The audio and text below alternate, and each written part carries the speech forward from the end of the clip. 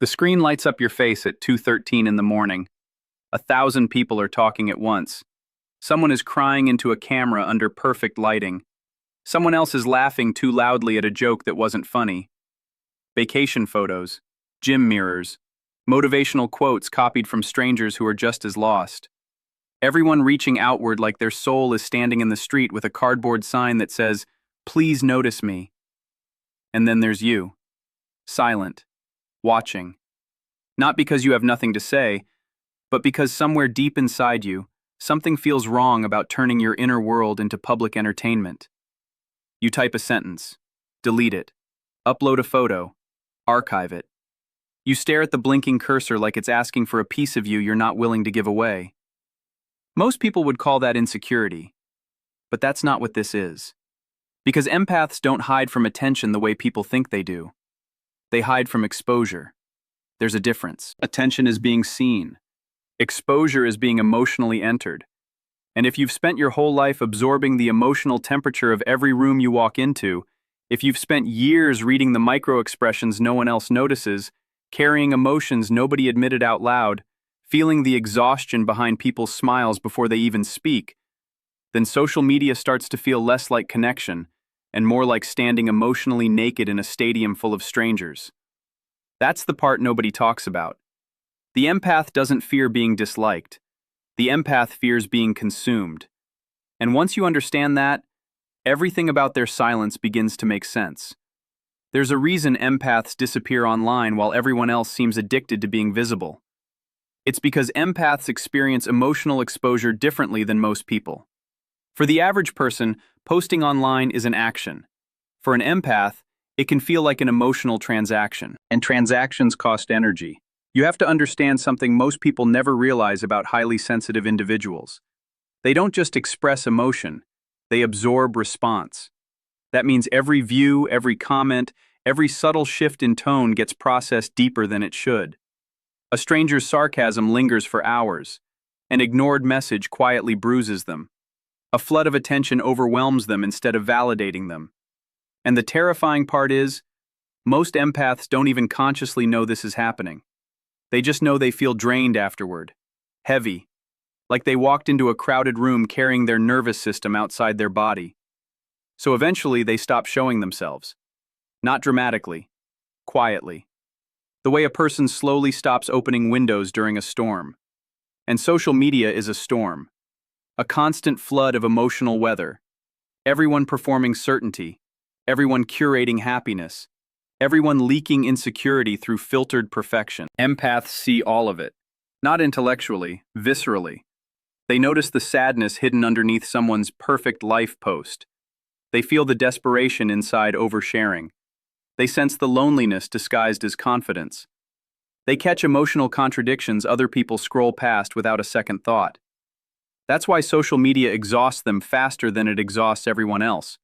Because they're not only consuming content, they're unconsciously decoding emotional reality. And after a while, something inside them starts craving invisibility. Not because they hate people, because they can feel too many people at once. You've probably noticed this in yourself before. You want connection, but after too much interaction, you vanish. You disappear for days, sometimes weeks. You stop replying, stop posting, stop explaining yourself. And people misunderstand that silence. They think you're detached, cold, avoidant. But what's really happening is far more complicated. You're emotionally recovering from overstimulation nobody else could even see. An empath's nervous system doesn't have strong filters. That's the gift and the curse. It's why crowded places feel exhausting, why certain people drain you instantly, why one passive-aggressive comment can echo in your chest all night while everyone else forgets it in minutes. Social media magnifies this problem because it creates non-stop emotional access. Too many faces, too many opinions, too many invisible emotional demands. Every notification feels like someone knocking on the door of your inner world. And eventually, you stop opening the door. Not because you don't care, but because caring too deeply becomes psychologically dangerous when too many people can reach you at once.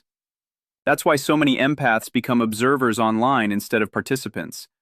They scroll quietly, watch silently, feel everything, reveal almost nothing. And the strange thing is, The less they post, the more people accuse them of hiding. But empaths aren't hiding in the way people think. They're protecting the last untouched parts of themselves. Because deep down, they know something the modern world has forgotten. Not every meaningful thing inside you is meant to become content. Some emotions lose their sacredness the moment they are performed for an audience. Some experiences need silence to stay real. And empaths feel that instinctively. Which is why they often sit there at night, thumb hovering over the post button, heart quietly whispering, "If they can access every part of me, what will be left that still belongs to me?" And that question is where the real story begins. The strange thing about empaths is that people are drawn to them long before they are understood. You've seen this happen. Someone meets you once, and within minutes they're telling you things they've never said out loud before. Childhood wounds, relationship pain, secrets wrapped in nervous laughter. They don't even know why they're opening up, they just feel safe near you. And for most of your life, you probably thought this was normal. You thought everyone carried people's emotions home with them. You thought everyone replayed conversations for hours afterward, searching for hidden pain between the words. But they don't. Most people interact. Empaths absorb. That difference changes everything online. Because social media isn't built for people who absorb, it's built for people who perform. And empaths feel that tension constantly. The modern world rewards visibility. It rewards exposure. The louder you are, the more you exist. The more accessible you become, the more valuable people assume you are. Algorithms reward frequency, not depth, performance, not sincerity. But empaths were never designed for constant self-display. They are internally driven people living inside an externally demanding world. So every time they try to fully participate online, something inside them begins to fracture. Because part of them wants connection. But another part knows visibility attracts emotional intrusion. That's the hidden psychological burden nobody explains. When an empath posts something vulnerable, they don't just receive reactions, they feel penetrated by them. A simple comment can sit in their nervous system for days. A misunderstanding feels invasive. Even praise becomes complicated because attention itself carries emotional weight. Most people experience attention as validation. Empaths often experience it as energetic responsibility. Now suddenly they feel obligated to respond correctly. Maintain emotional availability. Carry the emotional projections strangers place onto them. And projections happen constantly, especially online. People see softness and mistake it for weakness. They see kindness and mistake it for emotional access. They see depth and assume entitlement. That's why so many empaths slowly become unreachable online over time. Not because they became arrogant, because they became aware. Aware that too much visibility invites emotional consumption. Some people don't want to know you. They want to emotionally feed from you. And empaths learn this the hard way. Usually after years of overgiving, years of answering every message, years of making themselves endlessly available because they genuinely care, until one day they notice something terrifying. Nobody asks how they are. People only arrive when they need warmth, need comfort, need reassurance, need healing. And social media amplifies this imbalance to a brutal degree. Because online, human beings become emotional vending machines. Post something inspiring, give people comfort, offer emotional wisdom, stay soft, stay available, stay vulnerable enough to feel real but polished enough to stay desirable. And empaths eventually realize they are bleeding emotional energy into spaces where almost nobody notices the cost. So they begin pulling away, quietly, subtly. They stop posting personal photos, stop sharing their inner life, stop explaining their pain publicly. Not because they became empty, but because they became protective. There's a moment many empaths experience that changes them permanently. It usually happens late at night, after scrolling too long, after feeling too much, after sensing the emotional hunger hidden underneath everybody's carefully crafted identity. And suddenly they realize, everyone is watching each other, but nobody is truly seeing each other. That realization creates emotional loneliness unlike anything else. Because empaths don't crave attention the way people assume. They crave resonance, realness, a moment where they don't feel emotionally surrounded yet internally unseen. and social media rarely gives them that. It gives stimulation, noise, comparison, artificial intimacy. But true emotional presence? That's rare. So empaths begin protecting themselves by becoming selective with visibility. You'll notice they often have private accounts, few photos, long disappearances. They reveal fragments instead of full access. And if you ask them why, many won't even fully know how to explain it. They'll just say things like, "I don't like posting. I'm a private person. I don't really care about social media."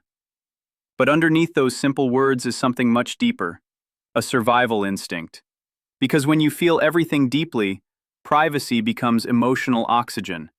And the more emotionally intelligent an empath becomes, the less interested they are in broadcasting themselves to the world. Not out of fear, out of self-preservation. Because they know something most people only realize far too late. The soul cannot rest when it is constantly being perceived. And eventually, the empath stops asking, "Why don't people understand me?" and starts asking a far more dangerous question. What parts of me only exist when nobody is watching? There comes a point in an empath's life where silence stops feeling lonely and starts feeling safe. That transformation changes everything. Because when empaths are younger, they often mistake visibility for connection. They believe that if they explain themselves clearly enough, love will finally arrive without conditions. So they overshare, overgive, overexpose the softest parts of themselves, hoping someone, somewhere, will finally understand the depth they carry. But the world has a way of teaching sensitive people difficult lessons. Not all attention is care, not all curiosity is compassion, and not everyone who wants access to your inner world deserves to enter it. Empaths usually learn this through heartbreak. Not just romantic heartbreak, existential heartbreak, the kind that happens when you realize people loved the comfort you gave them more than they loved you. That realization leaves scars you cannot photograph. And after enough emotional injuries, the empath begins changing in ways nobody notices at first. They become quieter online, harder to read, more selective. Not colder, more conscious. You see, empaths eventually discover something psychologically profound. Constant self-exposure weakens emotional boundaries. Every post invites interpretation. Every photo creates projection. Every vulnerable confession becomes material for strangers to emotionally handle without understanding its weight. And for an empath, being misunderstood feels strangely violating. Because they don't communicate casually. When they reveal something personal, it usually carries emotional truth attached to it.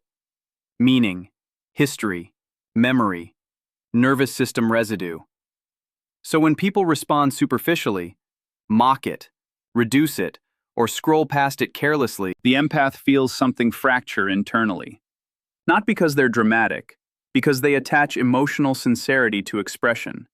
This is why many empaths secretly hate superficial online culture even while participating in it. The speed of it feels unnatural to them. The performative vulnerability, the rehearsed authenticity, the way grief becomes captions, the way healing becomes branding, the way pain becomes aesthetics. Empaths can feel when emotion is being displayed versus genuinely lived. And over time, that awareness becomes exhausting, because they start seeing how much of the internet is built around emotional performance instead of emotional truth. People don't post sadness to be understood anymore. They post sadness to avoid invisibility. That difference matters. Empaths sense it immediately, and it creates an internal conflict they struggle to explain. Part of them wants to be seen deeply. Another part fears becoming emotionally consumed by shallow attention. So they retreat inward. Not dramatically, almost invisibly. They start protecting experiences before they happen. They stop taking photos during meaningful moments because they want to fully feel them instead of documenting them. They sit in silence during sunsets while everyone else reaches for a camera. They hear laughter at dinner tables and suddenly realize nobody is truly present because everyone is preparing memories for strangers instead of living them for themselves. And in those moments, the empath feels alien, disconnected from the rhythm of the modern world. Because society now encourages people to experience life through observation of themselves, to constantly ask, "How does this look?" But empaths ache for a different question. How does this feel?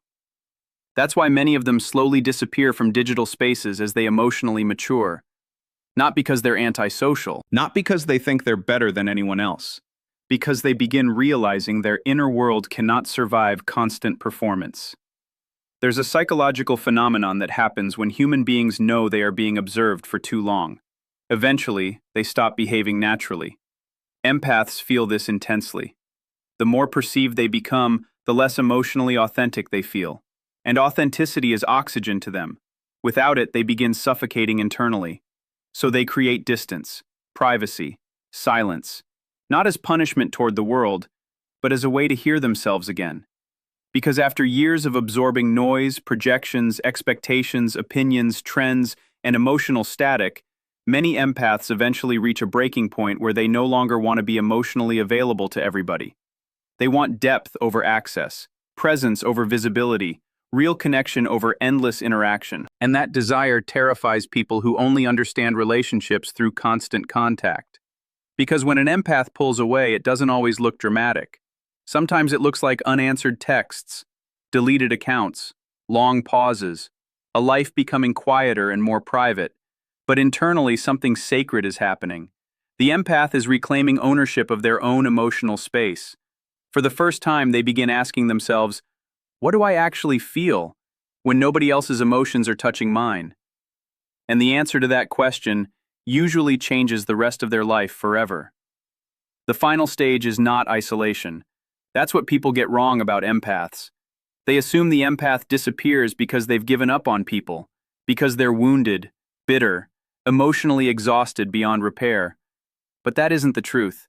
The truth is quieter than that. An empath disappears from social media for the same reason a person leaves a crowded party to stand under the night sky for a minute. To hear their own thoughts again. To feel their own heartbeat again. To remember where they end, and everyone else begins. Because after years of emotional overstimulation, something inside the empath starts craving what the modern world rarely offers. Unobserved existence. No performance, no audience. No pressure to package every emotion into something consumable. Just life as it actually feels. Raw, private, human. And this is where the deepest psychological shift happens. The empath slowly realizes they were never afraid of being seen. They were afraid of being reduced. Reduced to an image, a personality, a role, a projection.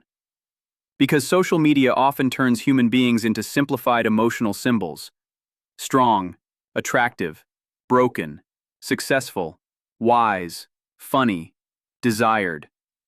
But empaths know no real person fits inside those boxes. They know people are contradictory, complex, changing. One moment deeply loving, another moment completely withdrawn. Confident one day, shattered the next, wanting closeness while simultaneously fearing it. Empaths live inside those contradictions every day. So when the internet demands consistency of identity, they begin feeling emotionally trapped. That's why many empaths become almost invisible online while becoming more alive in reality. They start valuing conversations no one records, moments no one photographs, connections that leave no digital trace. And strangely, that's often when they become the most emotionally powerful version of themselves. Because energy that is no longer spent performing can finally be used for living, for healing, for creating, for noticing beauty again. A quiet morning, rain against windows, the safety of a person who doesn't demand constant access to you, the relief of being loved without needing to remain visible every second to prove you still exist. That kind of peace changes an empath permanently. And eventually, they stop envying people who constantly display their lives online. In fact, they begin grieving for them. Because they understand something deeply unsettling. When every emotion becomes public, people slowly lose intimacy with themselves. The empath sees how constant exposure fragments identity, how people start shaping emotions around reactions instead of truth, how they begin experiencing moments through imagined audiences rather than direct feeling. And somewhere along the way, the empath quietly decides, I don't want my soul to become content. That sentence becomes a boundary, a sacred one. And once that boundary forms, their relationship with the world changes forever. You'll notice they become harder to access, but more genuine when they finally let you in. They stop trying to impress people, stop explaining themselves endlessly, stop broadcasting every wound for validation. Instead, they begin treating their inner world like something holy, protected, earned, real. Because empaths eventually understand that privacy is not secrecy. Privacy is emotional dignity. It is the right to experience life without turning every feeling into a performance for strangers. And ironically, the less an empath needs to be seen, the more unforgettable they become. Because there's something magnetic about people who still belong to themselves in a world constantly asking them to be publicly consumed. You can feel it around them, a calmness, a depth, a kind of emotional independence that cannot be manufactured. They walk through life without begging to be witnessed, and that energy unsettles people, especially in a culture addicted to visibility. But the empath no longer cares the way they once did. Not because they stopped loving people, because they finally learned to love themselves enough to protect their peace. And maybe that's the real reason empaths disappear from social media. Not fear, not weakness, not insecurity, but awakening. The realization that not every beautiful thing needs an audience. Some things become more real, more alive, more sacred, when they are allowed to exist unseen.